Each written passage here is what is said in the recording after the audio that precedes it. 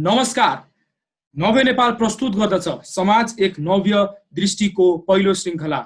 म प्रज्वल नेपाने तपाईहरुको आज होस्ट रहनेछु। सँगै मसँगै हुनुहुन्छ म प्रयास ओझा, म पनि तपाईहरुको होस्ट हो र यस संस्था नव्य नेपालको म सहसंस्थापक र सहसभापतिको रूपमा पनि आज तपाईहरुको माझ प्रस्तुत छु।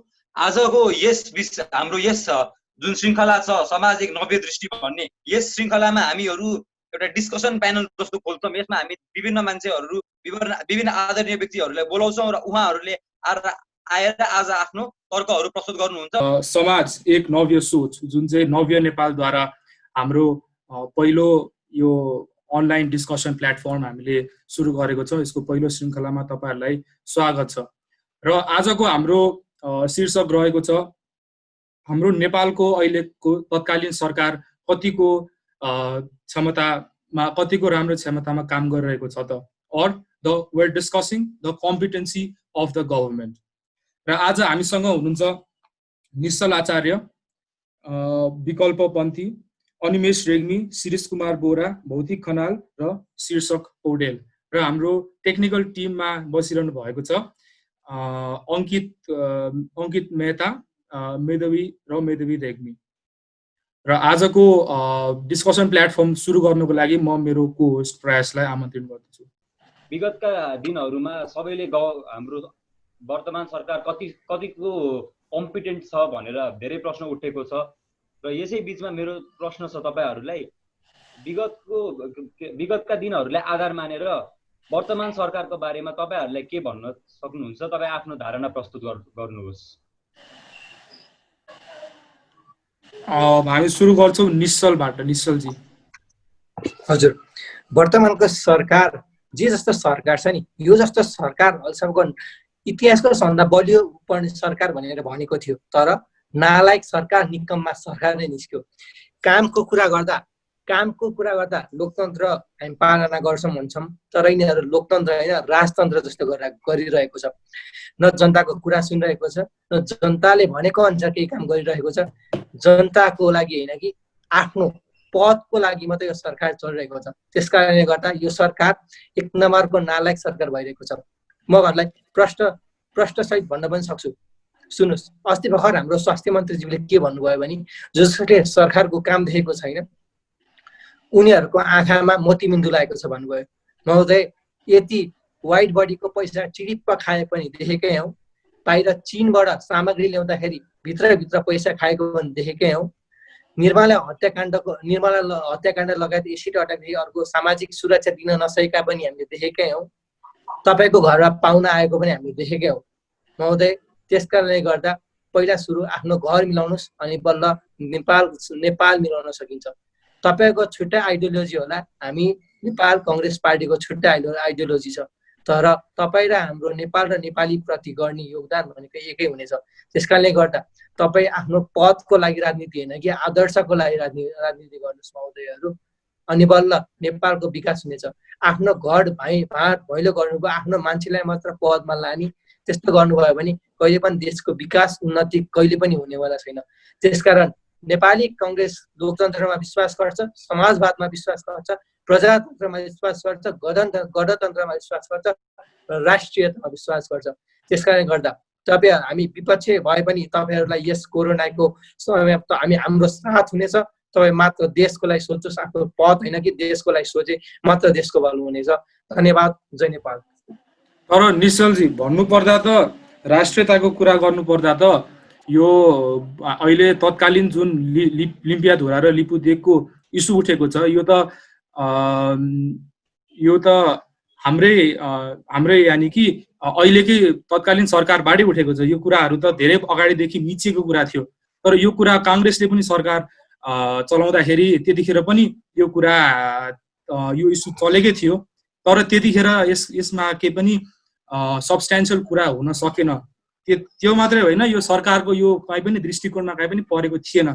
तर अहिले भने यसलाई तत्कालीन सरकारले यसलाई एड्रेस गरेर यसलाई आफ्नो नेपालको पहल गर्न सफल भएको छ इन्डियामा। यसमा तपाईको टिप्पणी के छ? सर्वप्रथम महोदय, तपाईले एउटा कुरा के बुझ्नुपर्छ भने जब यदि कांग्रेसले आफ्नो सत्तामा केही नगरेको भए, कङ्ग्रेसले यदि नेपाली कङ्ग्रेस यो नेपालको भूभागको समर्थन नगरेको भए अस्ति संसदमा नेपाली कङ्ग्रेसको सबै नेताले भोट हाल्ने थिएनन्, पहिलो कुरा। दोस्रो कुरा के भन्न चाहन्छु भने अहिलेको सरकारले पनि के कदम गरिरहेको छ भने यो अर्को चुनावको लागि एउटा ट्याक्टिक्स, एउटा स्टन जस्तो गर्न खोजिरहेको छ। किनभने उनीहरूले त नयाँ नक्सा त जारी गर्यो, तर नक्सा जारी गरे पनि उहाँहरूले त्यहाँको विदेशी भारतको पोस्टहरू हटाउन सकेको छैन, प्रहरीहरू हटाउन सकेको छैन। त्यसको लागि हामीले जोड पहल दिनुपर्छ महोदय। नेपाली कङ्ग्रेसको पालामाहरूले काम भएन भन्नुभयो महोदय, नेपाली काङ्ग्रेसले साथ पाएन भन्नुभयो महोदय, तर नेपाली काङ्ग्रेसले पनि यस्तो काम गरेको थियो, नेपाली काङ्ग्रेसले सुरुमा गरेको थियो। मात्र अहिलेको यो हल्ला कसरी आयो भने अहिले जब भारतले हाम्रो भूभागमा बाटो बनाउन खोज्यो तबलाई यो सन्दर्भ आयो, तर नेपाली काङ्ग्रेसको बेलामा यो सन्दर्भ आएको थिएन। यदि यो सन्दर्भ आएको थियो नेपाली कङ्ग्रेसले पनि नक्सा जारी गर्ने थियो।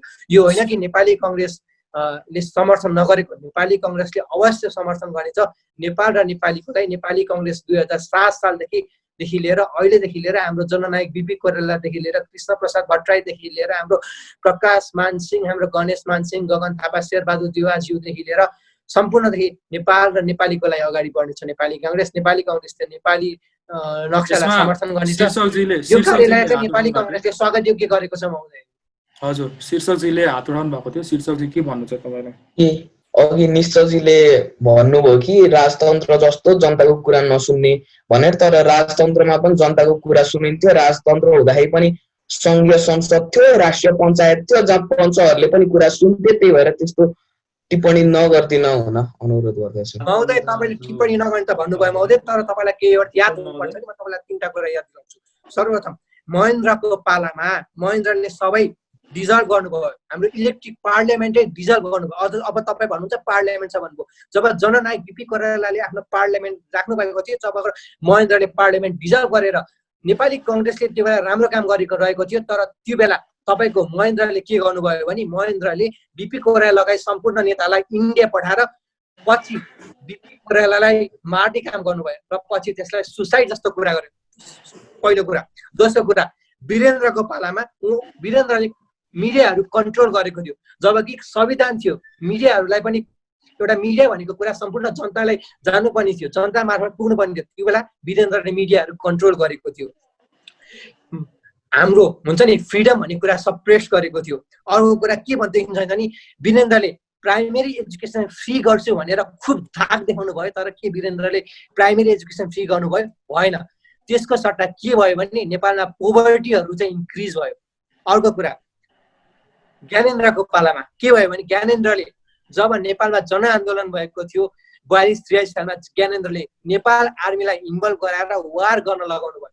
जबकि जनताले यदि जनतालाई केही कुरा मन परेको छैन भने जनता सडकमा आउँछ।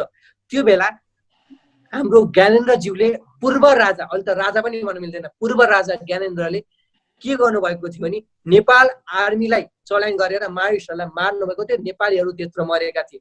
अर्को, नेपालमा भाइलेन्ट भएको थियो, रेस्ट्रिक्सन अफ प्रेस भएको थियो। त्यस कारणले गर्दा राजाको पालामा न जनताले बोल्न पाएका थिए, न जनताले केही गर्न पाएका थिए। मात्र राजाले आफ्नोमा पावर लिनुहुन्थ्यो, जनतालाई सताउने मात्र काम गर्नु।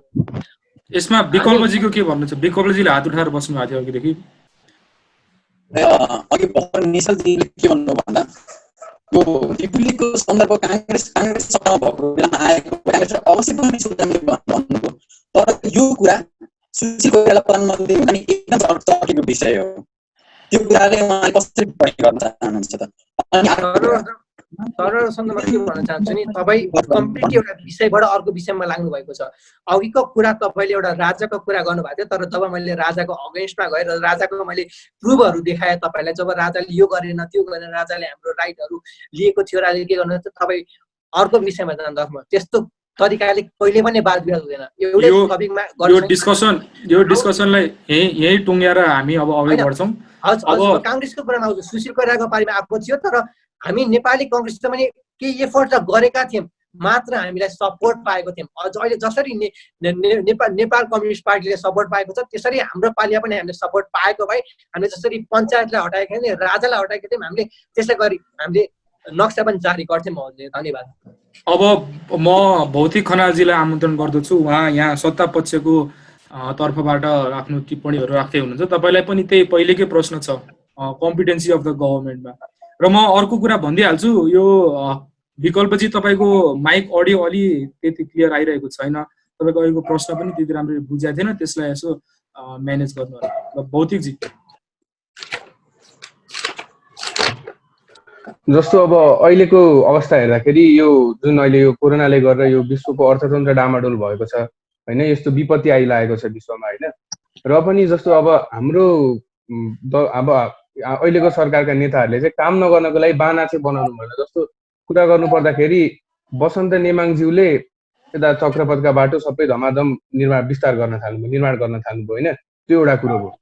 अनि अर्को के हो भन्दाखेरि प्रधानमन्त्री रोजगार कार्यक्रमद्वारा धेरै मान्छेहरूले अहिले पनि रोजगार पाए होइन, रोजगारी पाए र आफूले यस्तो विपत्तिको बेला पनि केही अलिकति आफ्नो परिवारलाई सहयोग गर्न सक्ने गरी अलिकति अब देशप्रति पनि योगदान पुर्याएर अनि आफ्नो जीविकापार्जन पनि गरे।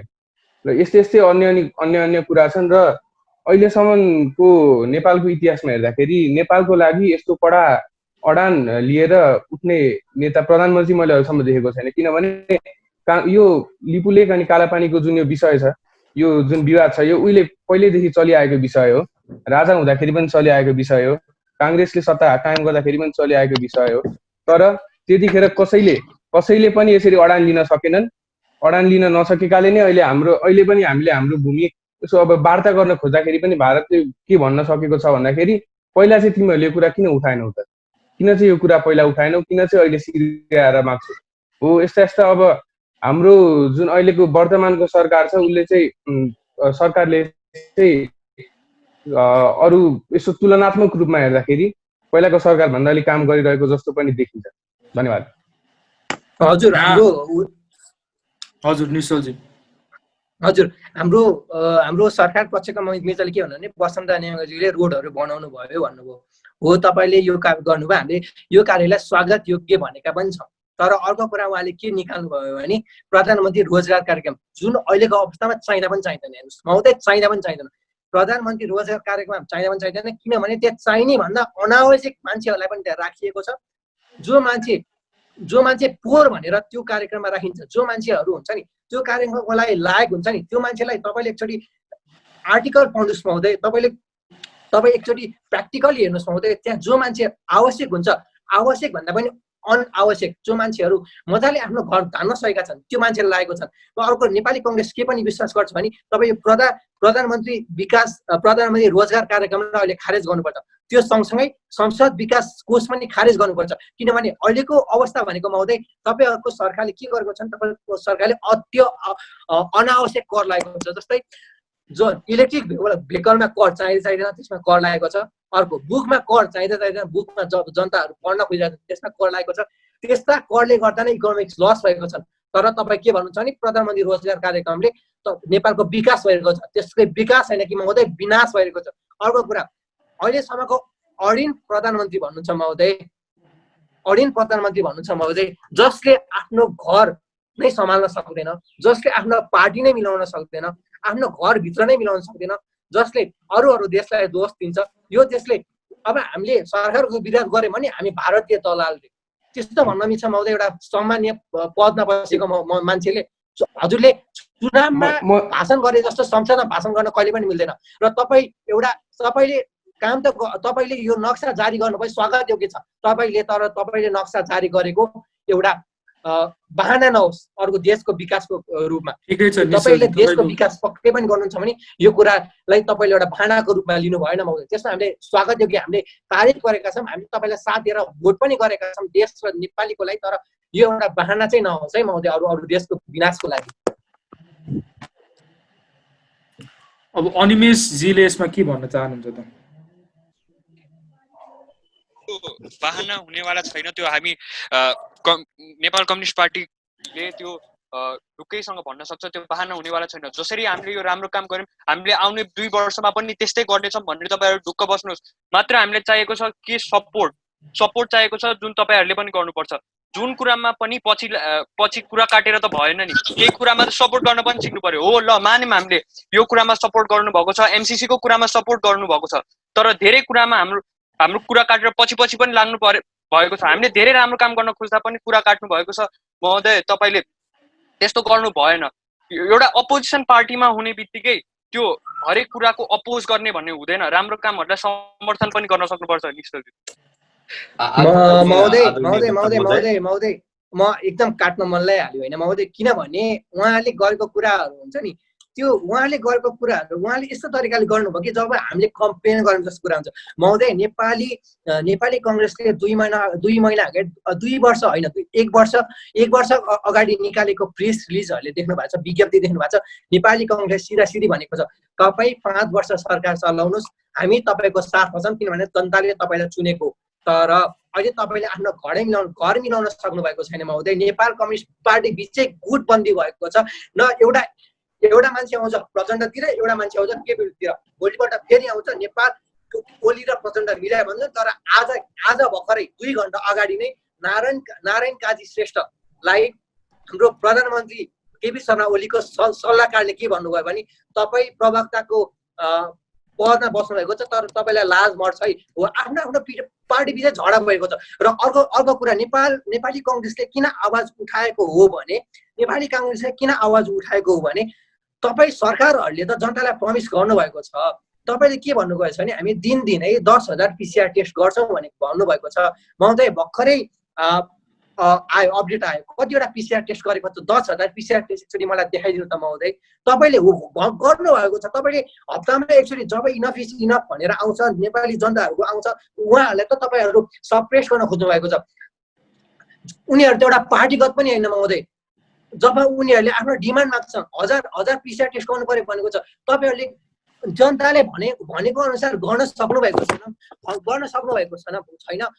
बोली एक तरिकाले बोल्नुहुन्छ, काम गर्न चाहिँ कहिले पनि गर्नुहुन्न। जबकि घरमा केही कुरा सुन्लायो पनि घरमा पाहुना आयो भन्नुहुन्छ। अनि अब तपाईँको सामान्य केपी शर्मा ओली नै मिटिङमा जानुहुन्न, अनि कसरी तपाईँको पार्टी मिल्छ? हामीले त नेपाली कम्युनिस्ट त के भनेको भने तपाईँ आफ्नो पार्टी मिलाउनुहोस्, तपाईँहरू घर झगडा नगर्नुहोस्, नेपालको लागि गर्नुपर्छ। यो कोरोनाको अवस्थामा भनेको त तपाईँ हामी मिलेर गर्ने, हामीले कहिले पनि अपोज गरेको छैनौँ। तपाईँले भ्रष्टाचार गर्नुभएको छ भने हामी के भ्रष्टाचारको समर्थन गर्नु हुँदै? कि तपाईँले चीनबाट सामग्री ल्याउँदा तपाईँले भ्रष्टाचार देखियो, यतिबाट भ्रष्टाचार देखियो? हाम्रो होम मिनिस्टरले पनि भ्रष्टाचार गरिरहनु भएको छ कि हामी भ्रष्टाचारलाई पनि हामी सपोर्ट गर्ने के? हुन्छ निश्चलजी, तपाईँको टिप्पणी हामीले बुझौँ। धन्यवाद महोदय। मेरो एउटा प्रश्न छ श्रीमान निश्चल। मेरो प्रश्न के हो भन्दाखेरि तपाईँले पार्टी एकताको त कुरा गर्नुभयो, पार्टी एकताको कुरा गर्दै जाँदा मेरो एउटा प्रश्न छ, अहिले नेपाली कङ्ग्रेस पनि एक भएर चलिरहेको चाहिँ छैन है महोदय। नेपाली कङ्ग्रेसमा पनि धेरै विवादहरू छ, देउबा पक्ष भनौँ, संस्थापन पक्ष भनौँ। हामी संस्थापन पक्षमा पनि हेऱ्यौँ भने संस्थापन पक्षमा पनि धेरै पक्षहरू छन्। प्रकाश मानसिंहज्यूको पक्ष छ, शेखर कोइरालाज्यूको पक्ष छ, शशाङ्क कोइरालाज्यूको पक्ष छ। यो त नेपाली कङ्ग्रेसको एकता कता हरायो? हामी त नेपाली कङ्ग्रेसले एकता भएको पार्टी भनेर चिनेका छौँ। अहिले के भयो त नेपाली कङ्ग्रेस? महोदय यो नेपाली म एउटा कुरा राख्न चाहे। यो नेपाली कङ्ग्रेसको अहिले पनि यस्तै हो। पहिला पनि जस्तो अब नेपाली काङ्ग्रेस भित्रकैमा अब आफ्नै दाजुभाइ पनि मिल्न सक्दैन। स्वर्गीय मातृका प्रसाद कोइराला, स्वर्गीय विश्वेश्वर प्रसाद कोइरालाज्यूको बिचको झडप अनि नराम्रो सम्बन्धले गर्दाखेरि पनि नेपाल अस्थिरतामा ढकेलिएको थियो। अहिले पनि त्यही हुनेछ। महोदय सर्वप्रथम त म हाम्रो होस्टज्यू र हाम्रो सरकारको पक्षलाई के भन्न चाहन्छु भने सर्वप्रथम त लोकतन्त्रमा गुटबन्दी हुने कार्यक्रम, गुटबन्दी हुने कुरा त एउटा सामान्य जस्तै हो। किनभने सपोज एउटा तपाईँको ग्रुप एउटा छ अरे, मेरो ग्रुप एउटा छ अरे, तर अर्को मान्छेलाई मेरो ग्रुप वा उसको ग्रुपमा एउटा चुज त गर्न पाइयो नि। हो गुट हुनुपर्छ, तर सरकारमा हुनु हुँदैन। मैले भन्नु खोजेँ नेपाली कङ्ग्रेसमा पनि गुट हुनु हुँदैन। मैले के मात्र भन्न खोजेको भने यदि तपाईँ सरकार चलाउनुहुन्छ भने सरकार चलाउँदै तपाईँ ब्रेकडाउन हुने त होइन नि महोदय। एउटा सरकार जनताको मत जितेर गएपछि, दुईटा पार्टी मिलेर गएपछि तपाईँहरू अहिले यो अवस्थामा छुट्टिनु त होइन नि महोदय। र अर्को कुरामा होस्टलाई के भन्न चाहन्छु भने लोकतन्त्रमा गुट हुने सामान्य हो, तर गुट भए तापनि गुट भएको मान्छेले जो मान्छे योग्य छ, जो पैसाले होइन, जो मान्छेले पार्टीको विधान बुझेको छ, राजनीति भनेको विचार हो। जो मान्छेले राजनीति बुझेको छ, जो मान्छेले नेपाली कङ्ग्रेसको सिद्धान्त बुझेको छ, जो मान्छेले नेपाली कङ्ग्रेसलाई योगदान गरेको छ, जो मान्छे नेपाली कङ्ग्रेसलाई अगाडि लान सक्छ हो त्यो मान्छेले टिकट पाउनुपर्छ। गुटबन्दी भए पनि एउटा गुटबाट जो मान्छे राम्रो लायक हुन्छ त्यो मान्छेले सभापतिको लागि लड्नुपर्छ। सभापतिको लागि 3-4 जना आउला, सकेसम्म 2 जना पनि आउला, तर जो आउँछ पार्टीको लागि योगदान गर्ने हुनु पर्यो, विचारमा अडिक हुनु पर्यो र पार्टीमा जे जस्तो अहिलेको गुट भए पनि सरकारमा जाँदा नेपाली कङ्ग्रेस कहिले पनि गुट भएको छैन महोदय। तपाईँले एउटा कुरा के भन्न चाहन्छु भने नेपाल सरकार पक्षले के भन्नुभयो भने पहिला पनि नेपाल प्रजातान्त्रिक काङ्ग्रेस र नेपाल राष्ट्रिय काङ्ग्रेस हुँदाखेरि दुवै मर्ज भएर पार्टीमा गएको थियो अनि नेपाल सरकार नेपाली कङ्ग्रेस सरकार चलाएको थियो। धन्यवाद। आदरणीय वक्ता महोदय निश्चलजी, तपाईँले भन्नुभयो कि नेपाली कङ्ग्रेसले सरकारमा आएको बेलामा एकता हुन्छ, तर 50को दशक 2050 देखि 60 को दशकमा हामी हेर्छौँ भने नेपाली कङ्ग्रेस पनि बाँडिएको थियो। नेपाली कङ्ग्रेस पनि अहिलेको आदरणीय सभापतिज्यू शेरबहादुर देउवाले नेपाली कङ्ग्रेसलाई फुटाएर गएका थिए। त्यति बेला नेपाली कङ्ग्रेसको सरकार थियो र त्यति बेलाको प्रधानमन्त्री को हुनुहुन्थ्यो भन्दाखेरि गिरिजा प्रसादजी हुनुहुन्थ्यो। त्यति बेला नेपाली कङ्ग्रेसको सरकार थियो। तपाईँले भनेको कुरा त यहाँ अब साँचो त हुन पुगेन त आदरणीय महोदय। तपाईँ यसमा के टिप्पणी गर्न चाहनुहुन्छ? हामी बोल्नको मौका अरूलाई पनि बाँडौँ।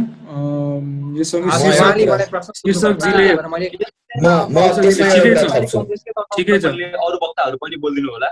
ठिकै छ। एउटा कुरा थप्न चाहन्छु। निश्चलजीले भन्नुभयो कि सत्तामा हुँदाखेरि काङ्ग्रेस बीच विभाजन भएको थिएन, तर मातृका प्रसाद कोइराला 2007 सालपछि सरकारमा हुँदाखेरि नेपाली कङ्ग्रेस पार्टीमै हुँदाखेरि त्यही बेला सरकारमा हुँदाखेरि छुट्टिएर अर्को पार्टी खोलेर अनि फेरि सरकारमा आउनु परेको थियो। त्यस बिचमै त्यस्तो विवाद आएको छ जुन निश्चलजीले चाहिँ त्यस्तो भएको छैन भन्नुभयो। त्यही भएर त्यो चाहिँ एउटा गलत टिप्पणी। अर्को पार्टी होइन तर नेपाली कङ्ग्रेसकै आफ्नै पार्टी हो। किनभने राजनीतिमा विचार भनेको एउटै हुनुपर्छ भन्ने कहिले पनि छैन, दुईटा पार्टीमै हुन्छ। तर जसरी भन्नु भने तपाईँको अहिले जस्तो जसरी देशको विकास अनि देशको विनाश गर्ने चाहिँ हाम्रो कहिले पनि गुट भएको थिएन। हाम्रो नेपाली काङ्ग्रेसमा गुट भएको थियो होला, तर हाम्रो गुट भए तापनि हामी नेपाल र नेपालीको लागि सोचेका थियौँ। त्यो बेला नेपाली काङ्ग्रेसले गरेको विकासहरू तपाईँ हेर्नुहुन्छ भने अवश्य विकास भएको थियो। मैले अघि नै भनिसकेँ, लोकतन्त्रमा गुट हुनु अवश्य हुन्छ, लोकतन्त्रमा गुट हुन्छ, तर मात्र तपाईँले अब सरकार चलाउन योग्यता हुनुहुन्छ भने सरकार चलाउँदाखेरि कहिले पनि गुटबन्दी भएर तपाईँले सरकारलाई पछाडि धकेल्ने काम चाहिँ कहिले पनि गर्नु भएन है। यसपछि म यो अब बोल्ने मौका म शिरीषजीलाई ट्रान्सफर गर्न चाहन्छु। उहाँले सुरुदेखि आफ्नो टिप्पणी राख्न पाउनु भएको छैन। र शिरीषजी, तपाईँको के विचार छ अहिले भइरहेको डिस्कसनमा? हजुर, सर्वप्रथम सबैलाई यहाँ प्रस्तुत भएका वक्ताहरूलाई मेरो नमस्कार। म शिरीष बोरा हो। म यहाँ नेपाली काङ्ग्रेसको पक्षबाट बोल्न यहाँ उपस्थित भएको छु। अब पहिलो कुरा गर्दाखेरि एउटा कुनै पनि मान्छे, कुनै पनि लिडर, कुनै पनि पार्टीको कम्पिटेन्सी र उसको डिलिजेन्स कहिले देखिन्छ भनेपछि जब सबलाई आवाज त क्लियर आइरहेछ होला नि? हल्का ठिक छ। यो एउटा कुनै पनि पार्टी या एउटा कुनै पनि मान्छेको लिडरसिप क्वालिटी कहिले देखिन्छ, उसको कम्पिटेन्सी र उसको डिलिजेन्स कहिले देखिन्छ भनेपछि जब सङ्कटमा जब राष्ट्र वा अरू कुनै राष्ट्र या जनता सङ्कटमा हुन्छन्। सबैभन्दा भ्यालुएबल चिज जब स्टेकमा हुन्छ नि तब हामीले एउटा मान्छेको डिलिजेन्स देख्छौँ। र मेरो लागि सबैभन्दा इम्पोर्टेन्ट कुरा भनेपछि हेल्थ हो। मेरो लागि मात्र नभएर अरू धेरै मान्छेको लागि पनि हेल्थ सबैभन्दा इम्पोर्टेन्ट कुरा हो। त्यसमाथि पब्लिक हेल्थ एकदमै इम्पोर्टेन्ट कुरा हो। अनि यस्तो बेला जब यो पेन्डेमिकले पुरै विश्वका ठुला देशहरूको अर्थतन्त्रलाई डामाडोल पारेको अवस्था छ, यस्तो बेला जब नेपालमा यो भाइरसले आफ्नो प्रकोप जमाइसकेको छ, यस्तो बेला हाम्रो सरकारले के गरिरहेछ त? हाम्रो एक्सपर्ट्सहरूको कुरा सुन्ने हो भने हाम्रो सरकारले उनीहरूको कुरालाई बेवास्ता गरेर हिँडिरहेको छ। जब लकडाउन उनीहरूले राखेका थिए तब पनि उनीहरूले एक्सपर्टको कुरा नसुनिकन राखे, अनि जब अहिले लकडाउन हटाए तब पनि उनीहरूले एक्सपर्टको कुरा नसुनिकन हटाए। र यो मेरो मात्रै ओपिनियन होइन। यो भन्नुभएको हाम्रो रेस्पेक्टेड डाक्टर बाबुराम मरासेनी, उहाँ चाहिँ हाम्रो former director of epidemiology and disease डिभिजनको उनी पहिलाको डिरेक्टर रहिसकेको मान्छेले भन्नुभएको कुरा हो यो। अनि अर्को कुरा म के भन्न चाहन्छु भने चाहिँ साँच्ची भन्ने हो भने त गभर्मेन्टले पहिला त यो भाइरस नेपालभित्र छिरिसकेको छ भन्ने कुरालाई पनि एक्नोलेज गर्न भ्याएको थिएन। पछि जब परिस्थिति जटिल बन्दै गएपछि मात्र हाम्रो गभर्मेन्टले हो ल अब भाइरस नेपालमा छिरिसकेको छ भन्ने कुरालाई हामीले एक्नोलेज गर्यौँ ढिलो भइसकेपछि। तर भन्नुपर्दा त श्री केपी ओलीजीले अहिले तत्कालीन स्थितिमा अहिले विज्ञहरूकै कुरै सुनेर मिटिङहरू बस्नु भयो भन्ने पनि समाचार आएको थियो र अहिले तत्कालीन फेरि जोर बिजोर सिस्टम फेरि लागू भइसकेको छ। यो केपी ओलीजीले यो विज्ञको कुरा सुनेरै गर्नुभयो कुरा मलाई समाचार आइरहेको थियो, यसमा के भन्नु छ? जब जनताले मलाई हजुर सिरिज हजुर मैले सबैभन्दा महत्त्वपूर्ण कुरा के हो भने चाहिँ समयमा एउटा कुनै पनि कार्यको हरेक कार्यको एउटा समय हुन्छ, त्यो समयभित्र नै यो कार्यहरू गर्नुपर्छ है। अनि अर्को कुरा के हो भने चाहिँ यदि केपी ओलीजीले हाम्रो आदरणीय प्रधानमन्त्रीजीले साँच्चीकै एक्सपर्ट्सहरूको कुरा सुन्नै भएको भए कि बेसा पानी खाऊ, बेसा पानीले निको हुन्छ, नेपालीहरूको इम्युन सिस्टम यस्तो खतरा छ कि नेपालीहरूलाई के हुँदै हुन्न भनेर ठोकुवा दिनुभएको थियो नि जुन पहिला, अहिले ठोकुवाको धजिया उडिरहेको छ कि छैन? काठमाडौँ विराटनगर जस्ता नेपालका ठुला सहरहरूमा यो भाइरसको प्रकोप फैलिरहेको छ कि छैन? अनि अर्को कुरा म के भन्न चाहन्छु भने चाहिँ जस्तै हाम्रा काङ्ग्रेसका युवा नेता गगन थापाजीले उठाएका प्रश्नहरू, हाम्रो सांसदमा उठाएका प्रश्नहरूलाई बच्चाको प्रश्नहरू जस्तै मजाले इग्नोर हानिदिएको कतिवटा भिडियो 3-4वटा भिडियो नै भाइरल भएका छन् इन्टरनेटमा। उहाँले एउटा आफ्नो साइन्टिफिक प्रुफ र डाटाबेसलाई दिमागमा राखेर जुन प्रश्नहरू लिएर आउनुहुन्छ उहाँ, अनि केपी ओलीले चाहिँ तिनीहरूलाई सजिलैसँग ठट्टाको रूपमा उडाइदिनुहुन्छ। यो कुरा पनि त हामीले बुझ्नु पर्यो, यो कुरा पनि त हामीले ख्यालमा राख्नु पर्यो नि त। त्यत्रो ठुलो अथोरिटीमा बसेको मान्छेले त्यसरी कुरा गरेर हुन्छ? के अरे ठोस कुरा नगरेर, डाटाको अनुसार कुरा नगरेर हावादारी कुरा गरेर हुन्छ? अनि अर्को कुरा म के भन्न चाहन्छु, हजुर मेरो तपाईसँग एउटा प्रश्न छ। यदि अहिले नेपाल कम्युनिस्ट पार्टी नभएर नेपाली कङ्ग्रेसको सरकार भएको भए तपाईको धारणा, तपाईँ के भन्न चाहनुहुन्छ? नेपाली कङ्ग्रेसले कसरी काम गर्थ्यो होला? तपाईको धारणा के छ यस विषयमा? मेरो धारणा के छ भने चाहिँ नेपाली काङ्ग्रेसले जे जति गरे पनि जनताको अहिलेसम्म जनताको स्वास्थ्य या जनताको यस्ता इम्पोर्टेन्ट कुराहरू, बेसिक निड्सहरूलाई खेलबाड गर्ने या जनताको इमोसन्सहरू खेल्ने काम गरेको छैन। र यो पेन्डेमिकको बेला पनि हजुर आदरणीय महोदय, म यसै विषयमा तपाईसँग काट्न चाहन्छु। 2072 साल वैशाख 12 गते नेपालमा 7.6 रेक्टर स्केलको भूकम्प आएको थियो। यस भूकम्पले नेपालमा धेरै जनजीवन अस्तव्यस्त भयो, धेरै बिल्डिङहरू पनि खसेको थियो। त्यसैले एउटा देशभरि एउटा भयावहको स्थिति थियो। त्यसै बेला त्यसै समयमा भारतले नेपालमा नाकाबन्दी गरेको थियो। त्यति बेला आदरणीय स्वर्गीय सुशील कोइरालाज्यूको सरकार थियो, त्यति बेला नेपाली कङ्ग्रेसको सरकार थियो। त्यति बेला नेपाली कङ्ग्रेसले जनहितकै लागि काम गर्यो भनेर तपाईले भन्न सक्ने के कुराहरू छन्? आजसम्म त्यसै भूकम्पमा घटेको के अरे त्यसै भूकम्पमा मरेका मान्छेहरूको, त्यसै भूकम्पमा घर झरेका मान्छेहरूको आज त्यसै ती परिवारहरूले आजसम्म पनि आफ्नो न्याय पाएको छैन। आजसम्म पनि उनीहरू आफ्नो घरको लागि उनीहरू घर बिना बाँचिरहेका छन्। त्यस विषयमा त नेपाली कङ्ग्रेसको पनि सरकार थियो त, यो पनि त जनहितमै पर्छ त महोदय। तपाईँ यस विषयमा के भन्न चाहनुहुन्छ? म के भन्न चाहन्छु भने चाहिँ त्यही वर्ष तपाईँलाई थाहा छ भने असोज 3 गते संविधान पनि बनेको थियो, जसले पोलिटिकल इन्स्टेबिलिटीलाई मजाले वर्षौंको पोलिटिकल इन्स्टेबिलिटीलाई हटाएको थियो। त्यो पनि तपाईँले कुरा ध्यानमा राख्नु होला। अनि संविधानले कसरी, मलाई एउटा कुरा बताइदिनु, संविधानले एक्ज्याक्टली कसरी यो भूकम्प पीडितहरूको सहयोग पुर्यायो? महोदय, यदि संविधानले हरेक व्यक्तिको राइट दिन्छ, हरेक व्यक्तिको राइटको लागि बोल्छ, अनि संविधानले कसरी गर्दैन महोदय? इन्टरिम कन्स्टिट्युसन थियो, हामीसँग राइट नभएको होइन, हामीसँग ह्युमन राइट नभएको होइन, हामीसँग इन्टरिम कन्स्टिट्युसन। मेरो एउटा गम्भीर प्रश्न छ महोदय, कृपया सुनिदिनु होला।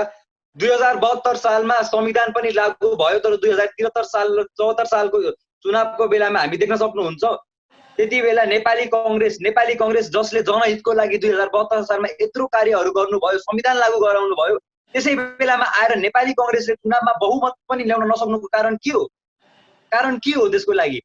अहिले नेपाली कङ्ग्रेसले यस्तो गर्न सक्छ भने तपाईले प्रश्न उठाउनु भएको छ। यसमा तपाईको तर्क के छ महोदय? तर्क के छ तपाईको यसमा? केही चुनावमा केही त्रुटि आयो होला नेपाली कङ्ग्रेस महोदय म यसमा भन्न चाहन्छु त्यति बेला नेपाली कङ्ग्रेसको महाधिवेशन सकिएको थियो र त्यति बेला आदरणीय सभापति हुनुभएका थिए आदरणीय व्यक्ति हाम्रो आदरणीय शेरबहादुर देउबाज्यू जब सभापति हुनुभयो त्यति बेला नेपाली कङ्ग्रेसमा विवाद आउन सुरु भयो। यसले पहिलो प्रश्न उठ्छ नेपाली कङ्ग्रेसको एकतामाथि। पहिलो प्रश्न यही हो। त्यसपछि जब सरकार आयो, प्रश्नको उत्तर दिने समय पनि दिउँ। मिश्रजीले यो प्रश्नको उत्तर पहिला पनि दिइसक्नु भयो जस्तो लाग्छ मलाई, तपाईले सुन्नु भएन होला। हामी फर्क्यौं नेपाली कङ्ग्रेसले चुनाव नजित्नुको कारण के थियो? चुनाव नजित्नुको कारण के थियो भने चाहिँ हाम्रो पार्टीभित्र भएका डिफ्रेन्ट फ्याक्सन्सहरू या गुटहरूले एकअर्कालाई समर्थन नगर्दा उनीहरूको कुरा नमिल्दाखेरि यो चुनाव हार्न पुगेको हो भन्ने महाधिवेशन भर्खरै सकिएको थियो। तपाईको यो तर्कले एउटा गम्भीर प्रश्न उठाएको छ कि नेपाली कङ्ग्रेसको एकता छ कि छैन, नेपाली कङ्ग्रेसको एकता छ कि छैन भन्ने प्रश्न उठेको छ। अब त हामी 10 जनाको एउटा होस्टबाट नेपाली कङ्ग्रेसको एकतामा कहिले पनि प्रश्न गर्न पाउँदैन डिबेट त्यस्तो हुन्छ र दोस्रो कुरा महोदय, दोस्रो कुरा को सभापति गरेर को सभापति भएको न त के तपाईले अहिले के इन्डाइरेक्ट रूपमा के भन्नुभयो भने तपाईले शेरबहादुर देउवा सभापति भएर नेपाली कङ्ग्रेस हारेको जस्तो कुरा गर्नुभयो महोदय। तर सभापति जो भए पनि तपाईले सभापतिलाई हाम्रो पूर्व प्रधानमन्त्री शेरबहादुर देउवा त्यसरी डिसरेस्पेक्ट गर्न कहिले पनि मिल्दैन महोदय। अर्को कुरा पुरै छ आदरणीय शेरबहादुर देउवा जो चाहिँ नेपाली कङ्ग्रेसको सभापति पनि हुनुहुन्छ र पूर्व प्रधानमन्त्री पनि हुन्छ यस राष्ट्रको। म पूर्ण रूपमा सम्मान गर्छु शेरबहादुर देउवाज्यूको। तर जब शेरबहादुर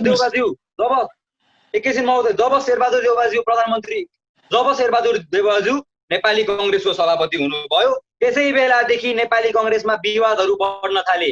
यसले म शेरबहादुर देउवाज्यूमाथि प्रश्न उठाउन खोजेको होइन, नेपाली कङ्ग्रेसको सानो सानो फ्याक्सन्स जुन चाहिँ हाम्रो आदरणीय श्रीज्यूले भन्नुभयो फ्याक्सन्सहरुमा डिफरेन्सेस आयो।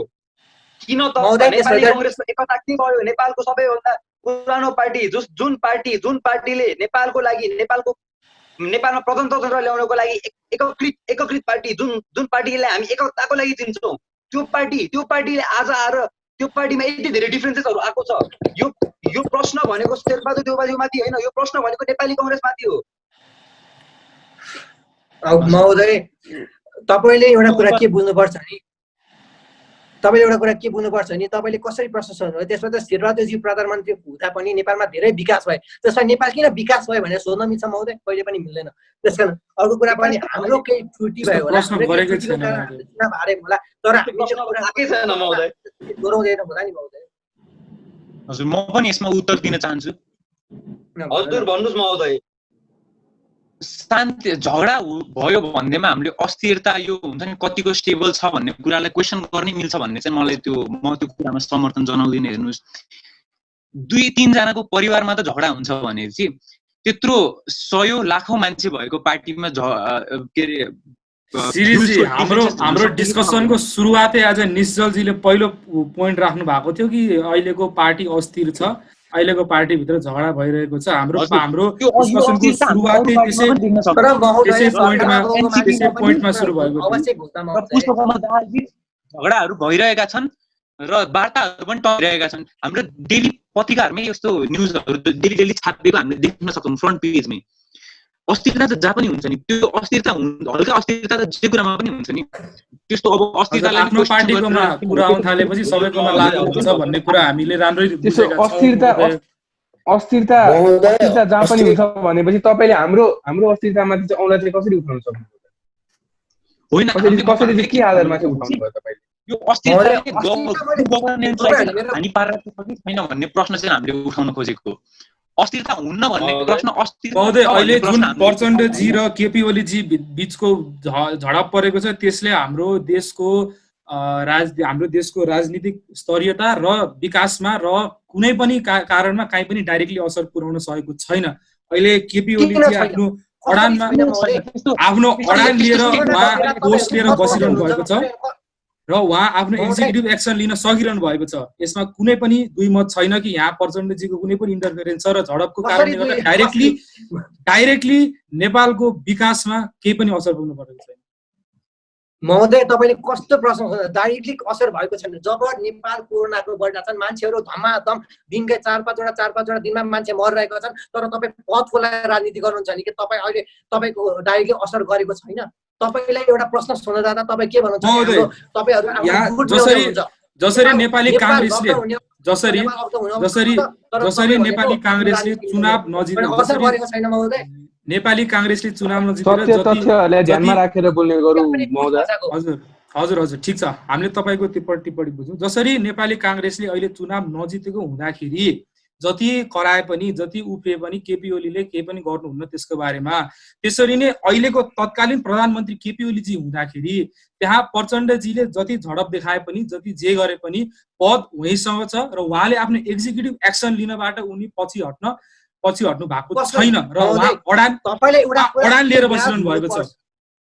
तर तपाईँले एउटा कुरा के याद हुनुपर्छ भने नेपाल कम्युनिस्ट पार्टी विघटन हुनुभन्दा अगाडि के सहमत भएको थियो नि, 2 वर्ष र आधी महिना प्रचण्डज्यूले चलाउने, 2 वर्ष र आधी महिना केपी ओलीले चलाउने। तर अहिले केपी ओलीज्यू आफूलाई मात्र पद चलाउन खोजिरहेको छ, आफ्नोतिर मात्र गुटबन्दी गर्न खोजिरहनु भएको छ। र अर्को कुरा तपाईँले के प्रश्न सोध्नुभयो भने महोदय, नेपाली कङ्ग्रेसले अपोज गरेको कुरा सरकारले सुनेको नसुने जस्तो के देशमा बलात्कार भइरहेछन् कि नेपाली कङ्ग्रेस बलात्कार होस् भने के देशमा भ्रष्टाचार भइरहेछ नि, भ्रष्टाचार गरेको राम्रो हामी ताली बजाउँछौँ भनेर बस्नु। महोदय तपाईँले भ्रष्टाचारको कुरा गर्नुभएको छ महोदय। तपाईँ त भ्रष्टाचारलाई गरे पनि नेपाली कङ्ग्रेस चुप रहेर बस्नुपर्छ त्यस्तो मात्र कुरा गर्नुभएको। नेपाली काङ्ग्रेस चुप रहेर बस्नुपर्छ भनेको केही पनि छैन। र मेरो अब प्रश्न छ, आदरणीय पूर्व वक्ताले भ्रष्टाचारको प्रश्न उठाउनु भएको थियो र मेरो अब अहिलेको वर्तमान सरकारमाथि एउटा प्रश्न छ। गोकुल प्रसाद बास्कोटा, पूर्व मन्त्री गोकुल प्रसाद बास्कोटा,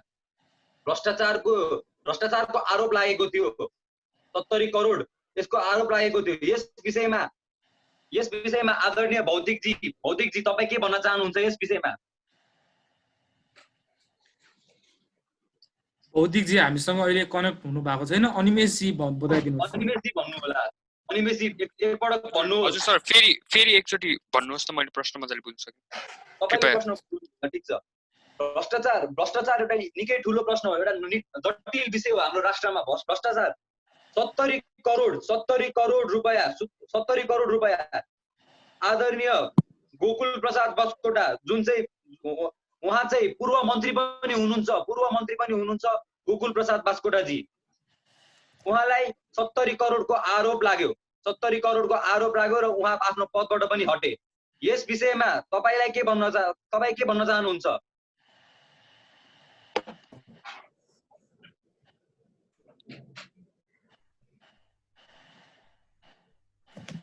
अनिमेशजीको साउन्ड आइरहेको छैन। अनिमेशजी तपाईँको आवाज आएको छैन।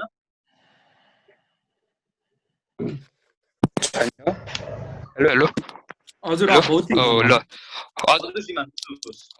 ल अब भ्रष्टाचारको कुरा आइसकेपछि गोकुल प्रसाद बास्कोटाज्यू हाम्रो पार्टीबाट मन्त्री हुँदै त्यस्तो कुरा उठेपछि हामीले उहाँलाई पदबाट नि मुक्त गर्यौं र छानबिन पनि गर्नेछौँ। त्यसमा ढुक्क बस्नुहोस् तपाईहरु सबैजना। हामी भ्रष्टाचारको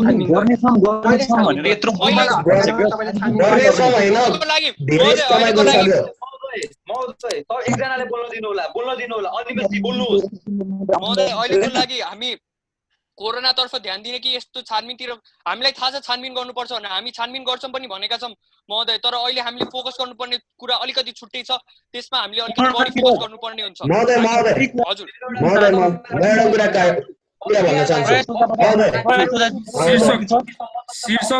शीर्षकजीलाई बोल्न दिनु होला कृपया।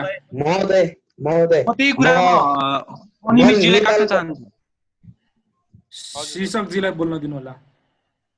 महोदय नेपाल कम्युनिस्ट पार्टीबाट अनिमेशज्यूले भन्नुभयो कि अहिले कोरोनामा, तर अहिले कोरोनाको विषयमा पनि भ्रष्टाचारतिर सरकारको ध्यान गइरहेको छ।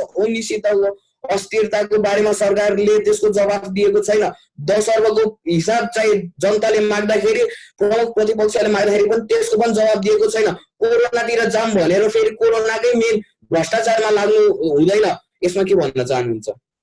उहाँहरू त केही बोल्नै सक्नुहुन्न महोदय। उनीहरू भ्रष्टाचार मात्रै गर्नुहुन्छ। एउटा निर्मला हत्याकाण्ड त्यत्रो भइसक्यो, त्यही पछि गर्छौँ हामी गर्छौँ छानबिन गरेको छ। भ्रष्टाचारमाथि भ्रष्टाचार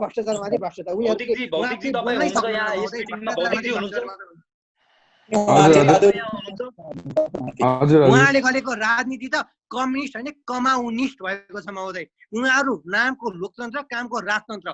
जसरी हुन्छ जनतालाई शोषण गर्ने, जनताको पैसा खाने, आफ्नो पद मद्दत जोगाउने। अर्को चुनाव पछि राजतन्त्रमा जनताको शोषण भन्न मिल्दैन। राजतन्त्रमा शोषण त्यस्तो गरिएको थिएन। जनताको पनि आवाज सुनिएको थियो। जनतालाई त्यसरी हेपिएको राजतन्त्रमा जनताको आवाज सुनिने भए फालिने थिएन महोदय। त्यत्रो मानिसले एउटा प्रश्न छ तपाईहरु सुन्नु होला। पञ्चायत कालमा नेपाली जनताले भोग्नु परेको, नेपाली जनताले जति पञ्चायत कालमा भोगेको छ, नेपाली जनताले पञ्चायतको विरुद्ध बोल्न सकेको थिएन महोदय। तर नेपाली पञ्चायतको विरुद्धमा बोल्न सकेको थिएन। राजाको विरुद्धमा बोल्ने बित्तिकै महोदय, राजाको विरुद्धमा बोल्ने बित्तिकै कारबाही हुन सक्थ्यो। अहिलेको समयमा कृपया बोल्न त सकिन्छ। जनताको शोषण नभए के हुन्छ यो आफूले चाहेको फ्रिडम अफ स्पिच लड्दाखेरि जेलमा जाने शोषण हुन्थ्यो महोदय। तपाईले बिना तर्कको प्रश्न उठाउनु भएको छ महोदय। अहिले बिना तर्कको प्रश्न उठाउनु भएको छ। के भन्छ तपाईँले पञ्चायत कालमा शोषण भएको थियो भने, तर 2037 सालमा रिफरेन्डम भएको थियो। त्यसमा धेरै जसो जनताले पञ्चायत सिस्टमलाई नै भोट गर्नु भएको थियो र त्यही भएर फेरिदिएपछि कसरी चाहिँ जितिन्छ त? रेफरेन्डमलाई नेशनल जोक भन्न सकिन्छ। नेशनल रेफरेन्डम 2036 सालमा भएको थियो। त्यति बेला सम्पूर्ण हात कसको थियो भन्दाखेरि राजाहरूको थियो। त्यति बेला फेयर एन्ड स्क्वेयर इलेक्सन भएको थिएन। फेयर एन्ड स्क्वेयर रेफरेन्डम भएको थिएन।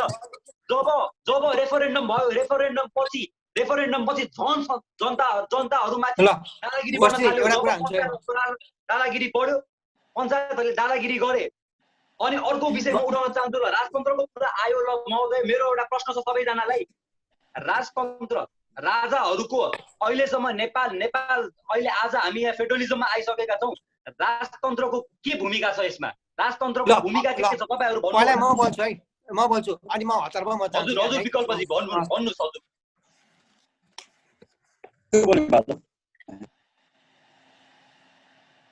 म बोलिहाल्छु नि त त्यसमै। ल सर्वप्रथम नेपाली कांग्रेसले के विश्वास गर्छ नि, अब पनि राजा आऊ र देश बचाऊ भनेको आफ्नै खुट्टामा आफै बन्छ राख्नु। त्यही भएर राजा कहिले पनि आउनेवाला छैन। त्यो 1000-2000 मान्छेले देलान् तर राजा कहिले पनि फर्किनेवाला छैन। किनभने हामीले 2045 सँग राजा फालेको। नेपाली कांग्रेस राजा विरुद्ध पनि लड्यो, राणा विरुद्ध पनि लड्यो, पञ्चायत विरुद्ध पनि लड्यो। नेपाली कांग्रेस नेपाल कम्युनिस्ट पार्टी विरुद्ध पनि लड्नेछ। तर नेपाली कम्युनिस्ट पार्टीले जब काम गर्दैछ, देश र नेपालीको हितमा गरेको छैन भने नेपाली कांग्रेस आवाज उठाउँछ। तर नेपाल कम्युनिस्ट पार्टीले देशको लागि के काम गर्छ भने नेपाली कांग्रेस जहिले पनि संरक्षण गर्नेछ। त्यसकारण नेपाली कांग्रेस नेपाल र नेपालीको हितको लागि विश्वास गर्छ। राष्ट्रियता, प्रजातन्त्र, समाजवादमा विश्वास गर्छ। नमस्कार, जय नेपाल। है त। धन्यवाद निश्चलजी। विकल्पजी तपाईँ आफ्नो तर्क राख्न सक्नुहुन्छ। विकल्पजी नेपाल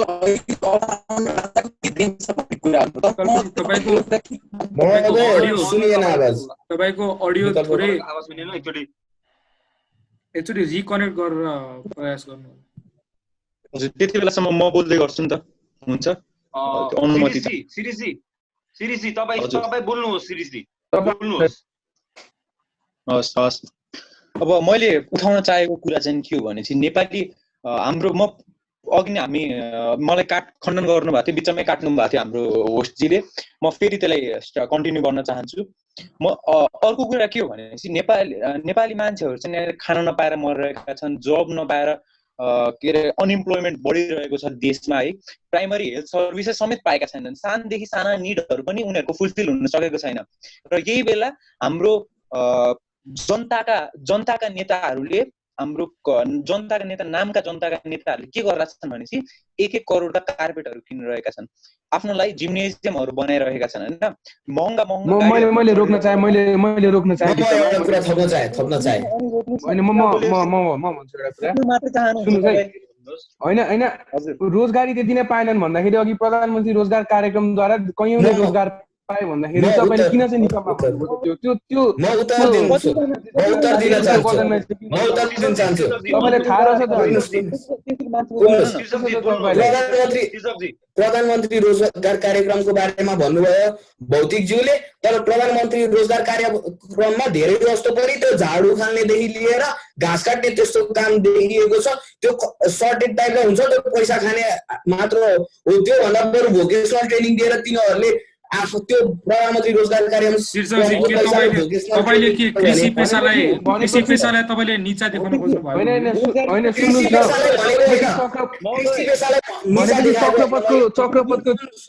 सुन्नुस् चक्रपथको छेउको झारीहरू कहिले खाली कहिले सभा नहोस् त्यहाँबाट अब त्यहाँ नयाँ वन जङ्गल गर्नुहोस् भन्न चाहनुहुन्छ तपाईँ? त्यो पनि एउटा भौतिक कृषि पेशालाई के मैले हेप्न खोजेको होइन, तिनीहरूले रोजगारीको समस्या पहिलेबाट पाइरहेको छ र तिनीहरूलाई त्यो थोरै समय सर्टेन टाइमको लागि त्यस्तो गर्दाखेरि तिनीहरू फेरि अनइम्प्लोइड भएर फेरि तिनीहरूलाई त्यही पुरानो समस्या आउनेछ। बरु कि तिनीहरूलाई त्यही कार्यालयको सहयोगीको रूपमा त्यही लामो समयसम्म राख्नुहोस् कि भोकेसनल ट्रेनिङ दिनुहोस् भनेको। किन भन्दाखेरि 2-3 महिनाले त्यहाँ झाडु गर्न लाउने, बाँकी 9-10 महिना तिनीहरू फेरि एउटा मेरो कुरा के सुन्नुहोस् भन्दाखेरि जस्तो चिज दिनु पर्यो, नत्र त्यो त्यसरी कोहीलाई पनि फाइदा हुने छैन।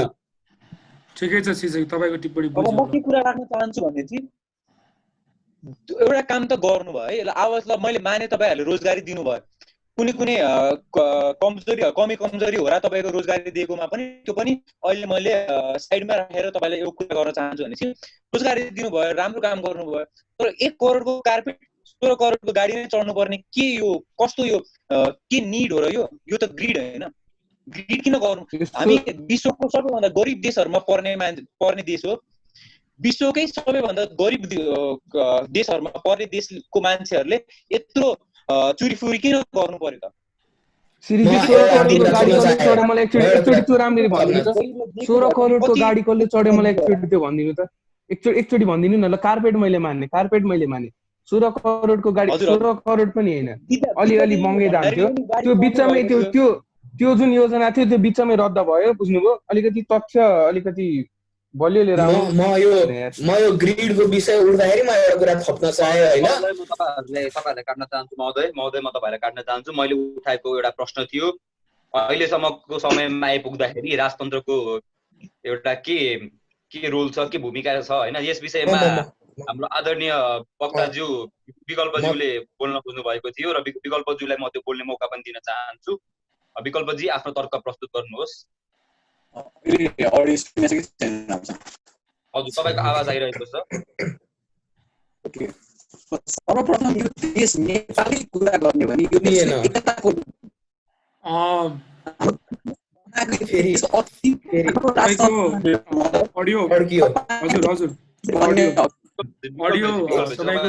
म बोल्छु राजतन्त्रको तर्फबाट बोल्न पाऊँ म? त्यसपछि ल शीर्षकजी आफ्नो ल के भन्छ आदरणीय होस्टज्यूले भन्नुभयो राजतन्त्रको अहिलेसम्म आएकोमा के भूमिका छ। प्रथम नेपालको अहिले जुन अस्तित्व छ, नेपाल भन्ने यो सिङ्गो देश छ, त्यो सर्वप्रथम राजाहरूले एकजुट बनाएको, पृथ्वीनारायण शाहले बनाउनु भएको। दोस्रो कुरा 2007 सालमा राणा हटाउनलाई राजा त्रिभुवनले स्वर्गीय पूर्व राजा त्रिभुवनले त्यो बेलाको पार्टीसित पनि financially as well as morally पनि सपोर्ट गरेका थिए तिनीहरूले। अनि त्यही राजाकै प्लानका अनुसार राजाले चाहिँ तिनीहरूलाई सपोर्ट गर्नलाई देश छोडेर भारतीय एम्बेसीको शरणमा लिएर जानुभएको थियो। त्यो सबै त्यो पार्टी बीच तिनीहरू बीच भएको छलफलको रिजल्ट हो। त्यो राजा डराएर गएको होइन, त्यो तिनीहरूले प्लान बनाएको ताकि के भन्छ रोक्नलाई कोही छैन, ताकि राणाहरूले आफ्नो सुप्रिम अथोरिटी युज गर्नलाई राजा नभएपछि गर्न सक्दैनन् भनेर त्यो लिएको एउटा प्लान हो त्यो राणा शासन हटाउनलाई। 100 वर्षभन्दा बढी समयको बढी समयसम्म जब राणाहरूले शासन चलाउनु भएको थियो तब कहाँ थिए राजाहरू?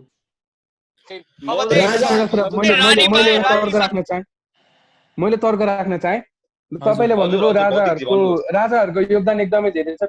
पृथ्वीनारायण शाहलाई यो नेपालभरिका 3 करोड जनताले एकदम मान्ने गर्दछन्, बुझ्नुभयो। नेपाली सेनाले पनि मान्ने गर्दछ। सबै कर्मचारीहरूको पछाडि तपाईले हेर्नुभयो भने पृथ्वीनारायण शाहको फोटो हुन्छ, जहाँ पनि सबैले पृथ्वीनारायण शाहलाई मान्ने गर्दछन्। त्यसमा केही पनि सन्देह नै छैन, बुझ्नुभयो। र अनि राजतन्त्र त्यति नै राम्रो भएको भए, राजतन्त्र त्यति नै गतिलो भएको भए सबैजना नेपाली जुटेर किन राजतन्त्र हटाउँथे?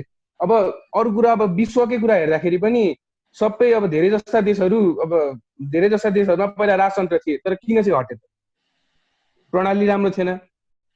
मैले एउटा कुरा भन्न चाहे शीर्षकजी, प्रज्वलजीले भने अनुसार नै भने जस्तै 100 वर्षसम्म राणा शासन चल्न सक्दाखेरि 100 वर्षसम्म राणा शासन चल्न सक्दा खै कहाँ थिए राजाहरू? रानी पाए, मस्त खेल्दै बसे, सक्यो, त्यही हो राजाको। राणालाई हटाउन त्यति बेला पनि त केही गर्न सक्थ्यो नि, त्रिभुवनलाई कुर्नु पर्थ्यो र त्रिभुवनले हटाएर देखाए अरे। त्यसपछि त्रिभुवनका छोरा महेन्द्रले के गरे? आफैले रुल गर्ने, मान्छेहरूको कुरा नसुन्ने, पञ्चायत लागू गरिदिने, जे मनलाई त्यही गर्दै बसे।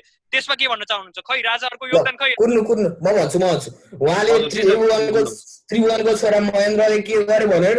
तर त्यो बेला नेपाली कांग्रेस सत्तामा थियो र नेपाली कांग्रेसको आन्तरिक विवाद थियो, जसले गर्दा देश झन अस्थिरताको दिशामा जान लागिरहेको थियो। तपाईहरुले किङ राजा महेन्द्रको त्यो बेलाको स्टेटमेन्ट सुन्नुभयो भने पनि त्यसमा प्रश्न भन्नुभएको छ कि देश राष्ट्र अस्थिरतामा गइरहेको छ, भ्रष्टाचार पनि बढिरहेको छ, त्यही भएर त्यस्तो बेला राजाले त्यस्तो कदम चलाउनु परेको हो। र उहाँहरूले पनि भन्नु 104 वर्षसम्म के गरेर बसे भनेपछि पञ्चायतलाई तपाईहरुले विरोध गरिराख्नु भएको भने 30 वर्षसम्म के गरेर बस्नुभयो?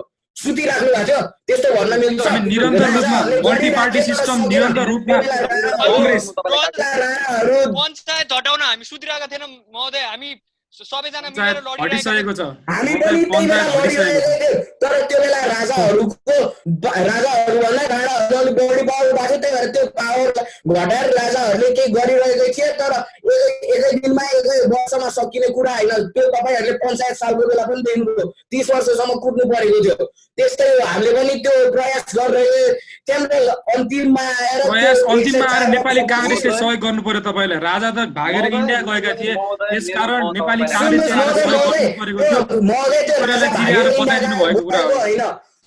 राजा भागेर इन्डिया गएको होइन। राजाले पहिलेबाट पार्टीलाई फाइनेन्सियली र मोरली सपोर्ट गर्दै आएको थियो र राजा युज गर्नुभन्दा पहिला राजाको पर्मिसन चाहिन्थ्यो। राजा नभएको भएपछि तिनीहरूले पावर युज गर्न पर्मिसन त राणाजीहरुसँग लिनु पर्थ्यो महोदय। पर्मिसन त राणाजीहरुसँग लिनु पर्थ्यो। त्यसरी फेसिलिटेट गरेको थियो। शीर्षकजी हामीले माने हैसियत नै थिएन। शीर्षकजी ल तपाईले हैन मोरली सपोर्ट गर्नुभयो, फाइनान्शियली सपोर्ट गर्नुभयो भन्नुभयो, हामीले ल मान्यौं। तर 104 वर्षको समयमा राजाहरू राणाहरूको विरुद्धमा जान सकेनन्। म तपाईलाई एउटा प्रश्न उठाउन चाहन्छु। आज हाम्रो देशमा शहीदहरू हुनुहुन्छ, हाम्रो राष्ट्रमा शहीदहरू पनि हुनुहुन्छ। शहीदहरू हुनुको कारण के हो भन्दाखेरि राणाहरूले उनीहरूलाई मारे। अर्को प्रश्न, त्यति बेला यदि राजाहरू यदि बोल्न सक्ने अवस्था थियो भने राजाहरूले बोलेको भए आज हामीले उनीहरूलाई शहीद भनेर चिन्दैनथ्यौँ। र अर्को प्रश्न उठाउन चाहन्छु, राजाहरूले हाम्रो पूर्व राजा स्वर्गीय त्रिभुवनजीले राणाहरूलाई के अरे भारत जानुभयो ल हामी मान्यौँ। यो विषय पनि तपाईँले भन्नुभयो हामीले मान्यौँ। तर यसको सुरुवात कसले गर्यो भन्दाखेरि शहीदहरूले। त्यसपछि नेपाली कांग्रेस पार्टी यसको विरुद्धमा हिँड्यो। त्यति बेला नेपाली कांग्रेसले यदि पहल नगरेको भए र त्रिभुवनका नपुगेको भए आज हामी राणाबाट मुक्त हुन पनि सक्थ्यौँ। र अर्को विषयमा म के भन्न चाहन्छु भने महोदय, यदि त्रिभुवन आदरणीय पूर्व राजा स्वर्गीय त्रिभुवनजीले चाहेको अलिकति अगाडि पनि सक्थ्यो। राजा भनेपछि राष्ट्रको सबैभन्दा ठुलो व्यक्ति भनेर हामी चिन्थ्यौँ। त्यति बेला नेपाल अधिराज्य भरिमा यो शाहहरूको राज्य थियो त्यति बेला यदि राजाहरूले चाहेको भए हट्यो। तर जब त्रिभुवनले सोच्नुभयो राणाहरू हट्यो भने सम्पूर्ण शक्ति सबै राजाहरूको हातमा आउँथ्यो। त्यो एउटा कारण त्यो पनि हो। अन्तिममा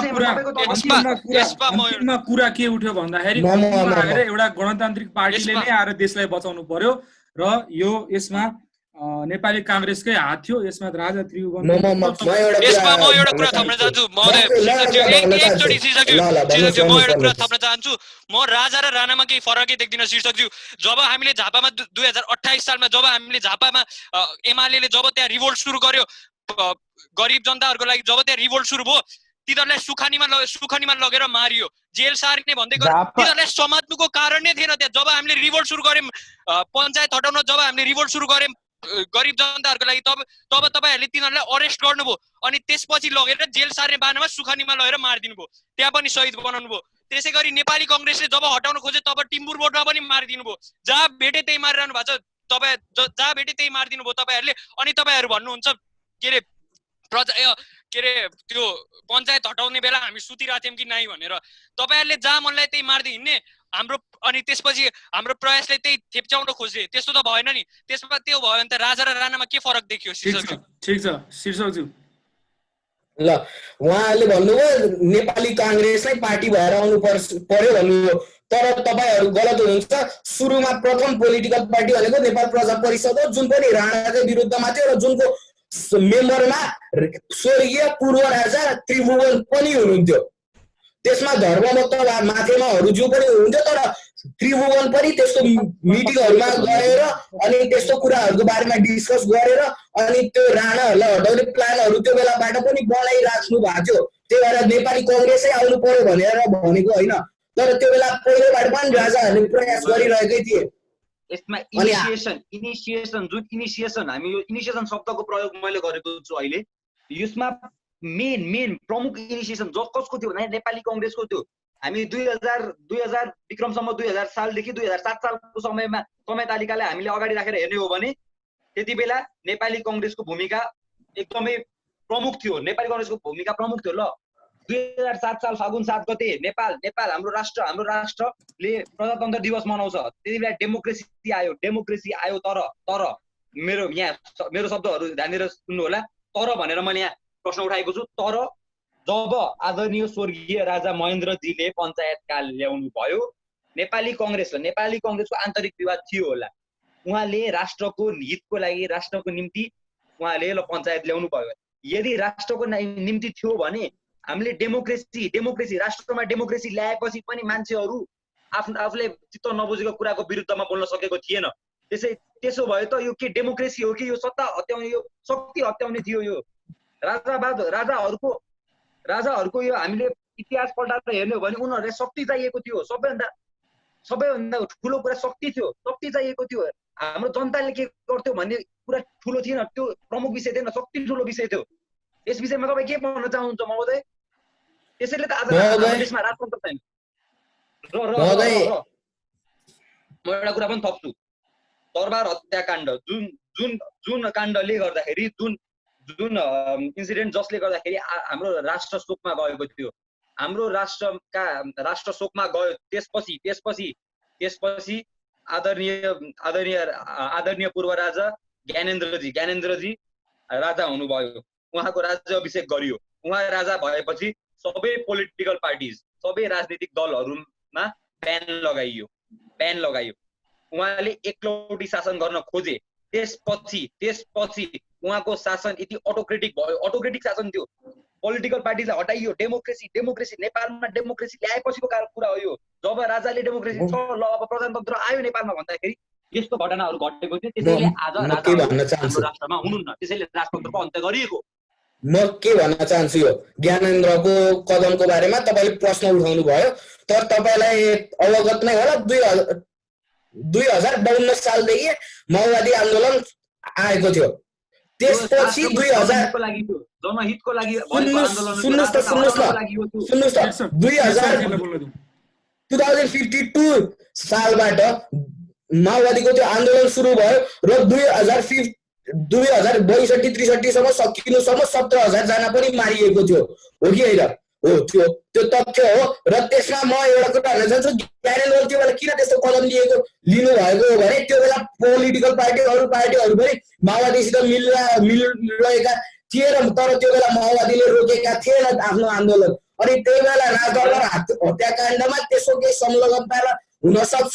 अनि त्यो बेलाको सरकारले त्यो माओवादीलाई वार्तामा ल्याउन असफल भएको, माओवादी विरुद्ध माओवादी वार्तामा नआउँदाखेरि माओवादी वार्तामा आएन अनि सेना परिचालन गर्न पनि राम्ररी गर्न नसकेकाले ज्ञानेन्द्रले देशको लागि भनेर त्यो बेला गरेका थिए। किनभने माओवादी न वार्तामा आउन मान्यो, न त्यति बेलाको सरकारले माओवादीलाई त्यति बेला वार्तामा ल्याउन सक्यो। त्यही भएर ज्ञानेन्द्रले त्यो बेलाको सिचुएसन झन् कठिन नहोस्, झन् नराम्रो नहोस् भनेर ज्ञानेन्द्रले त्यस्तो कदम चाल्यो। तर जब सबै जनताहरूले चाहे कि राजतन्त्र हटोस्, तब ज्ञानेन्द्रले स्वेच्छाले आफ्नो राजको त्यो राजगद्दी छोडेर अनि त्यसपछि उनी चाहिँ आफूले राजतन्त्रको अन्त्य गरे। महोदय, म तपाईँलाई काट्न चाहन्छु शीर्षकजी। ज्ञानेन्द्रजीले, हाम्रो पूर्व राजा आदरणीय ज्ञानेन्द्रजीले के गर्नुभयो भन्दाखेरि ल जनतालाई राजतन्त्र चाहिँदैन भनेर छोड्नुभयो। ल म एउटा प्रश्न उठाउँछु, प्रश्न उठाएँ है मैले, मेरो कुरा ध्यान दिएर सुन्नुहोस्। दबाब भन्ने शब्द एकदमै होइन, राजनीतिमा दबाब भन्ने शब्दले एकदम ठुलो भूमिका निर्वाह गर्छ। त्यति बेला म कुनै पनि पार्टीको लागि बोलेको होइन, म न नेपाली कङ्ग्रेसको लागि बोलेको, न म नेपाल कम्युनिस्ट पार्टीको लागि बोलेको, न म राजावादको लागि बोलेको। म आज स्वयं आफ्नो धारणाहरू राखेको, म एउटा नागरिकको हिसाबमा बोलेको हो। मेरो प्रश्न के भन्दाखेरि 2052 साल जनआन्दोलन भयो। त्यो जनआन्दोलन किन भयो? यदि राजतन्त्र एकदमै राम्रो राजतन्त्रले जनतालाई एकदमै सेटिस्फाइड राखेको भए त्यो जनआन्दोलन नआउन सक्छ। जनआन्दोलनको मूल उद्देश्य के थियो भन्दाखेरि मान्छे मार्नु जनआन्दोलनको मूल उद्देश्य थिएन महोदय। ठिक छ, प्रयासजीको प्रश्न हामीले बुझ्यौँ। शीर्षकजीले सुरुमै भन्नुभएको थियो राजतन्त्र जनहितमा काम गर्छ र प्रश्न आएको छ जनहितमा काम गर्ने भए 3 करोड जनताले मिलेर किन राजा हटायो त? कि 3 करोड जनता तपाईँले भिडा दबाब परेर हटेको महोदय, दबाब 3 करोड जनता त्यो बेला पनि थिएन होइन। अनि सुन्नुहोस्, त्यो बेला राजतन्त्र किन हटाइयो भन्दाखेरि त्यो बेला किङ राजा ज्ञानेन्द्रको त्यो कदमको विरुद्ध सब पार्टी एकीकृत भयो र त्यो पार्टीको सब पार्टी एकीकृत भएको देखेर नेपाली जनतामा एउटा विश्वास आयो कि सबैले मिलेर एकता देशलाई राम्रो गराउँछ। तर त्यो पार्टी जनआन्दोलन सकिने बित्तिकै विभाजन भयो, माओवादीमा विभाजन भयो, एमाले काङ्ग्रेस हामी एकै भएर राजतन्त्र हटाएको भनेर तिनीहरू एकता भएन, तिनीहरू विभाजित भएर अहिले पनि तिनीहरू विभाजित नै छ होइन। अनि त्यसपछि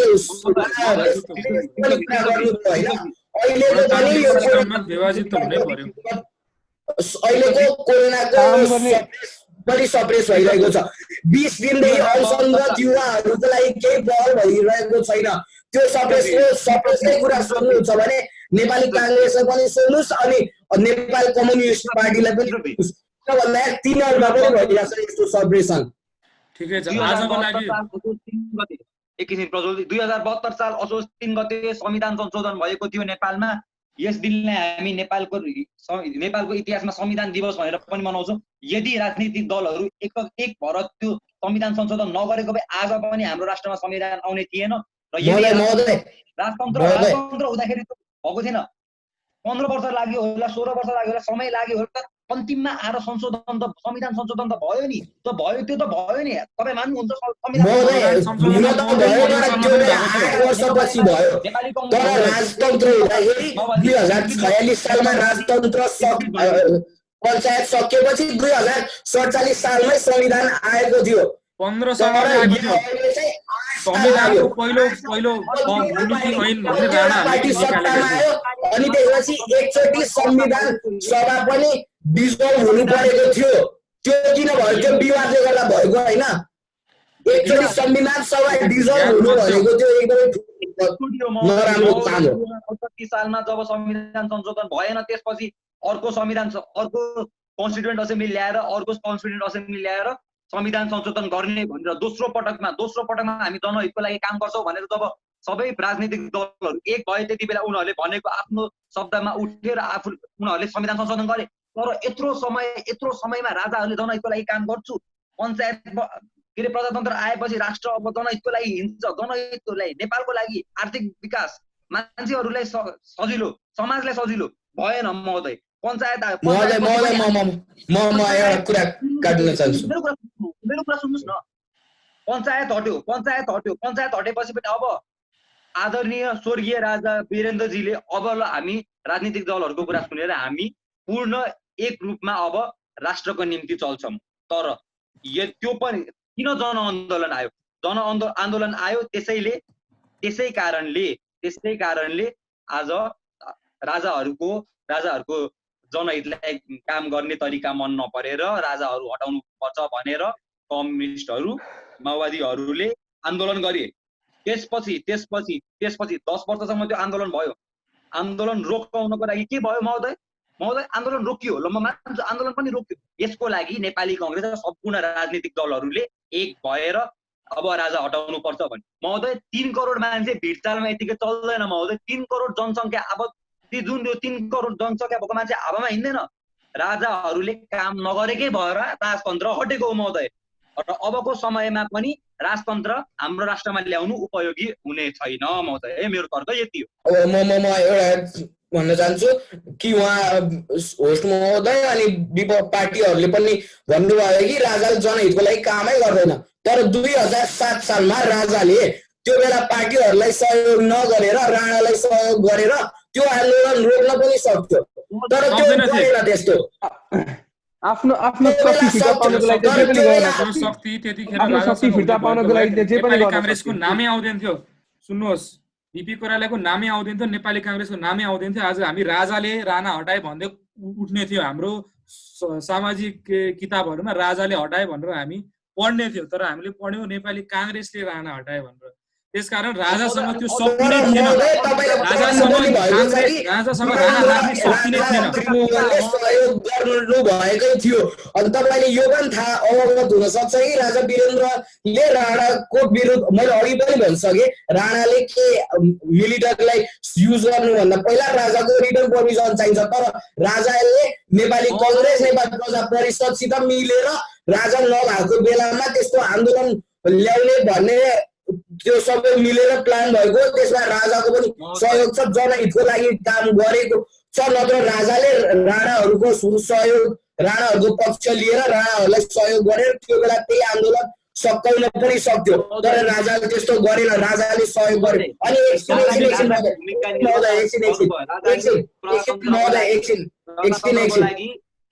महोदय मेरो कुरा सुनिहाल्नुहोस्। महोदय आदरणीय स्वर्गीय त्रिभुवनजीले प्रजातन्त्रका निम्ति आफ्नो पहल गर्नुभयो। तर आजको दिनमा पनि हामी प्रजातन्त्रका पिता, फादर अफ डेमोक्रेसी भनेर पनि हामी त्रिभुवनजीलाई चिन्दैनौँ। फादर अफ डेमोक्रेसी भनेर पनि नेपाली कङ्ग्रेसकै आदरणीय नेता स्वर्गीय गणेशमान सिंहज्यूलाई फादर अफ डेमोक्रेसी, प्रजातन्त्रका पिता भनेर हामी अहिले चिन्ने गर्छौँ। र म अर्को कुरा भन्छु, हुन्छ भन्नु म साथ दिन्छु भन्नु, र म यो कार्यको लागि म आफै स्वयं अगाडि आउँछु। जो मान्छे राणाकालमा राजाहरूले राणाले जे भन्छ त्यही गर्थे। त्यति बेला पनि आदरणीय राजा स्वर्गीय त्रिभुवनज्यूले पनि त्यही गरिराख्नु भएको थियो। त्यति बेला नेपाली कङ्ग्रेस र हाम्रो प्रजा परिषद यस्ता पार्टीहरू, यस्ता बहादुर व्यक्तिहरूले यदि पहल नगरेको भए, इनिसिएसन, मैले अघि पनि यो शब्दको प्रयोग गरेँ, इनिसिएसन नदेखाएको भए आज पनि राजाहरू राणाकै अन्डरमा बस्न सक्ने प्रजातन्त्र आउने थिएन महोदय। ठिक छ महोदय, म के भन्न चाहन्छु एकछिन महोदय। तपाईँले नेपाली कङ्ग्रेसले पहल गरेको भन्नुभयो। नेपाली कङ्ग्रेस कुन सालमा स्थापना भएको हजुरलाई थाहा छ?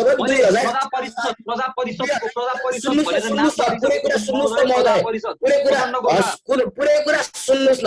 2004 सालमा नेपाली कङ्ग्रेस स्थापना भयो। अनि त्यसपछि त्यो शहीदहरू, धर्मभक्त माथिमाहरू सहित 1996 मा तिनीहरू शहीद भएको थिए। र तिनीहरू शहीद कुन पार्टीले गर्दाखेरि भयो? प्रजा परिषद। अनि त्यो प्रजा परिषदको एकदमै सुरुतिरको एकजना सदस्य पनि हुनुहुन्छ स्वर्गीय पूर्व राजा त्रिभुवन महोदय। स्वर्गीय पूर्व राजा त्रिभुवन प्रजा परिषदको एउटा सुरुतिरकै सदस्य पनि हुनुहुन्छ। त्यो नेपाली कङ्ग्रेस आउनुभन्दा पहिलाको त नेपाल कम्युनिस्ट पार्टी आउनुभन्दा पहिलाको आदरणीय स्वर्गीय राजा त्रिभुवन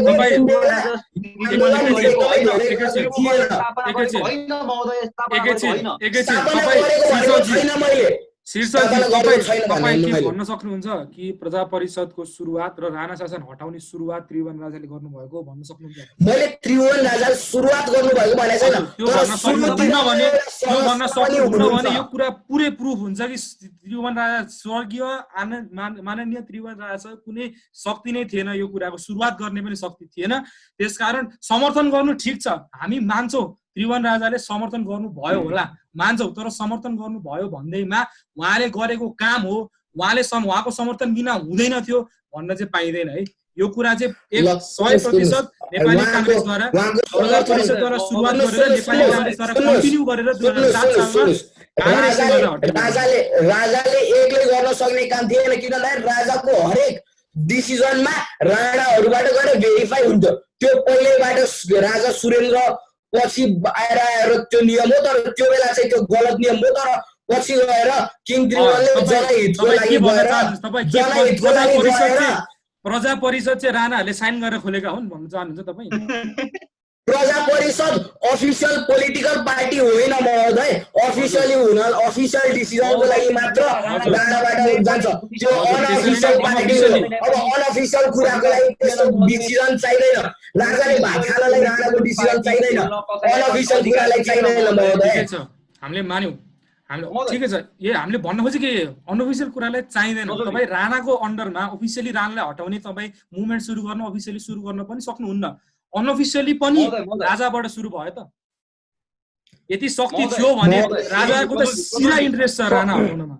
राजाले त्यो प्रक्रिया सुरु गर्न सकिने थिएन। राजाले शक्ति पाउनलाई चाहिँ सुरुको 10 जना सदस्य मध्ये स्वर्गीय सुरुको 10 जना मध्ये